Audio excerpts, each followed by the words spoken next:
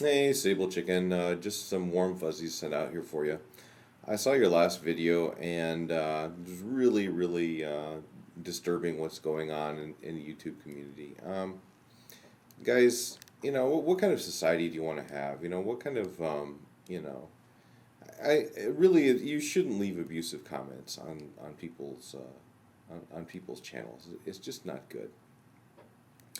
Let me tell you my personal tipping point for SableChicken. Um, remember when she picked up that turkey vulture with a broken wing, and you know, I just found that whole story arc just completely fascinating. Let me tell you why. I mean, she brings it home, and can't do anything. It's just completely hopeless. And then it like barfs all over its feet, and then she's like, cleaning the turkey vulture barf off of a helpless turkey vulture's feet. And, I'm sitting here trying to make some sense of this whole scenario, right?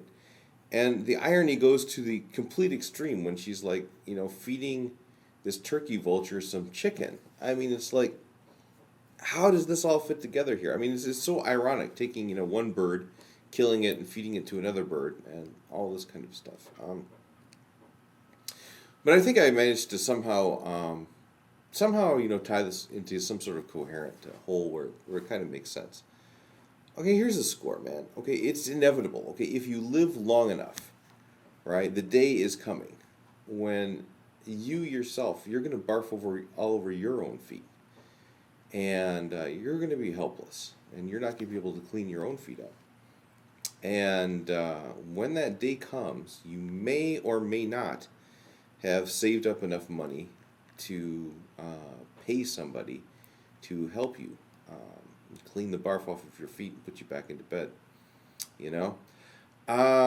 But no matter whether you have the money to pay somebody or you don't have the money to pay for somebody, okay, you are going to hope that whoever is there with you is like SableChicken in that, you can buy somebody to clean the barf off your feet, but you can't buy the loving attitude towards a helpless critter, right? We're all going to be helpless critters, and the day's not that far off, you know. So, I really think that we have to sit back and we have to reanalyze, really,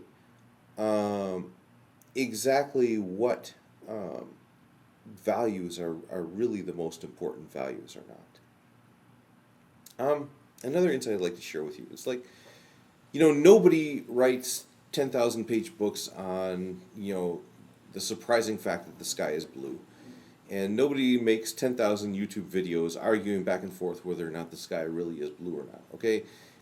On things which we have broad agreement on, nobody argues about. And similarly, on things which there's like irreconcilable differences about, people don't make a lot of YouTubes about. I don't really see a lot of YouTube videos saying that, fascism is the way to go. I see a few, but, it's nothing like the amount of videos that are devoted to theism versus atheism, this kind of stuff, right? Why is this? Well, here's the thing, right? You only argue against a position if you take that position seriously. You think it's a live option. Okay, so everybody participating in the theist versus atheist debate is a lot more closer together on this issue than what they think they are, and probably would be horrified to find out that they are. Okay? So if you do spend a lot of time trying to prove there is no God, that means, that very fact demonstrates that you think there's a possibility that there is a God. Otherwise, why would you spend so much time arguing against it? Similarly, if you spend a lot of time trying to argue that there is a God, and that evolution is wrong, that means that you consider it a live option. You consider it a real possibility that there is no God and that evolution really did happen. So, and of course, you can mix and match those things in any order that you want. But anyway, here's the thing, right? Okay, the very fact that you're participating so actively and stridently in this debate is an indication, okay, that you see a lot of challenging positions in the other person's point of view. So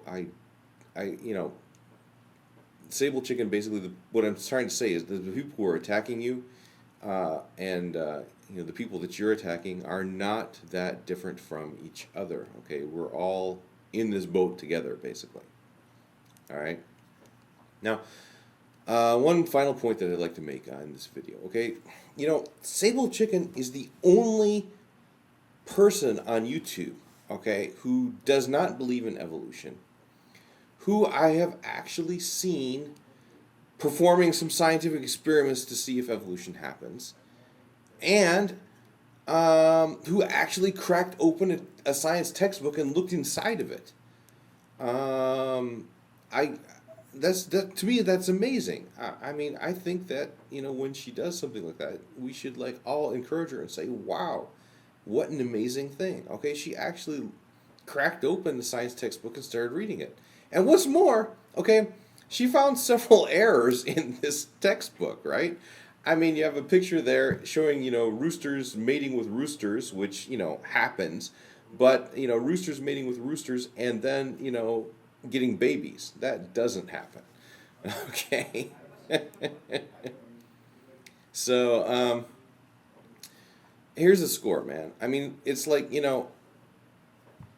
she goes to the science textbooks and she finds errors in them. We should really, appreciate this effort on our part, okay?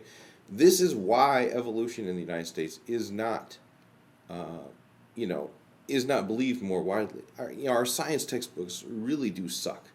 Okay, our science education is really quite pathetic, and we should welcome it when she finds flaws in these kinds of things, right? So, at any rate, SableChicken, keep up the good work. I hope you keep reading the science textbooks. I hope you keep approaching evolution with an open mind, and I hope you never lose the really the spirit of love and concern that you show for living beings.